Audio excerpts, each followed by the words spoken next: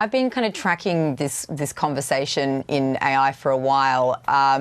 Really what's been happening is over the last few months, people who never used to worry about AI safety at all, people at the very, very top of the field. So as you mentioned there, Yoshua Bengio, one of the so-called godfathers of AI, who came up with the breakthroughs that really got us to this AI boom that we're currently in.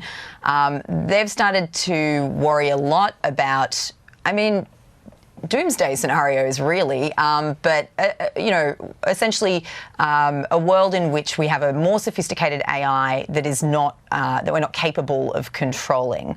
So yeah, Yoshua Bengio, he's incredibly worried about this. There's this kind of question that a lot of people in the industry are asking each other at the moment. It's what's your P-doom?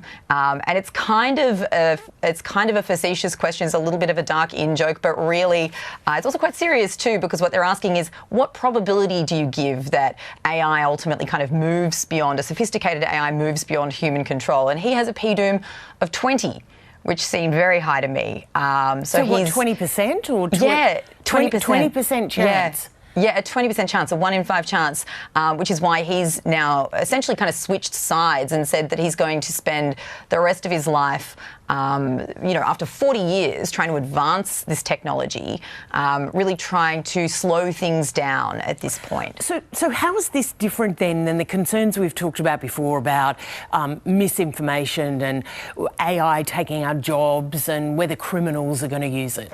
Yeah, it's worth drawing a line between these two sets of concerns, right? Because, I think we've all heard at this point all those anxieties, and they're real. And everyone who is raising this kind of larger safety issue, they're also worried about that stuff. They're not saying, oh, don't worry about that.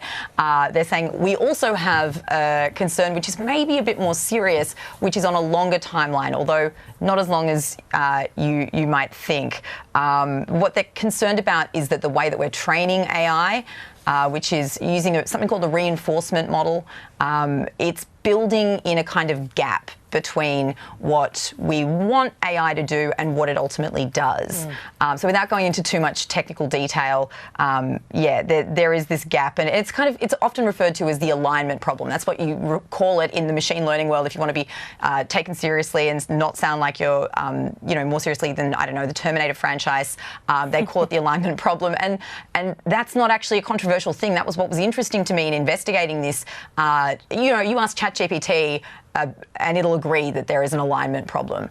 What's controversial is, I guess, how dangerous it is. So how does it go from being deceptive to killing us all, to doomsday? Yeah, I know, and it is kind of hard to make this mental leap, but it is potentially quite an important topic for us to get our heads around, because we are hurtling very quickly in this direction towards more sophisticated AI. Because that's the thing, at the moment, it's not really too big a problem, the alignment problem. Like, sure, there's maybe a gap between what we want AI to do and what it sometimes does. There are mistakes, but right now, we have AI doing pretty narrow tasks. Like, if ChatGPT makes a mistake, not a big deal. But we're looking towards a future where we do have human-level AI. So this was it's always been the North Star that people in machine learning have looked towards, like, when are we going to reach this kind of Rubicon moment? And we used to think that we had decades. That used to be something that we thought would happen in the 2050s.